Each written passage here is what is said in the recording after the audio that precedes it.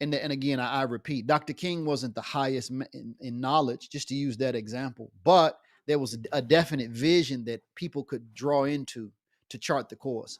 I think we have come into Al Islam and we're making an adjustment right now. We're trying to figure out what this thing is all about because we have so many Yes. influences from the Muslim world coming amongst us. We have all of this infighting.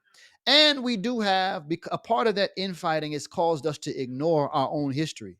You know, Mhm. we ignore the Nation of Islam days as kufr. We ignore the Imam Muhammad days as, you know, not all the way authentic. You know, he didn't have a school. He didn't. I've heard guys say this. You know, he didn't have a school. So we're busy picking ourselves apart as opposed to just Yes. really looking at the total context of what has brought us to where we are today.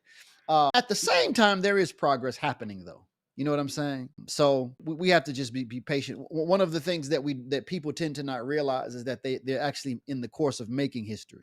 I do believe that we are making history right now. We just don't see it because we're just Mhm. in the We're struggle. just starting.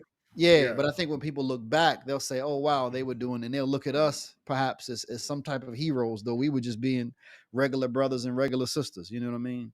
Now you mentioned something that is very important, and I mentioned this on the channel many many times. That just because you studied overseas and you learned Islam, that does not necessitate that you're a leader. You might be a great teacher, Hmm. you might be great at orator or whatever, or delivering or disseminating some Islamic, Hmm. classes or whatnot. But that doesn't necessitate leadership, right? Leadership is something completely and totally different, Yeah. right?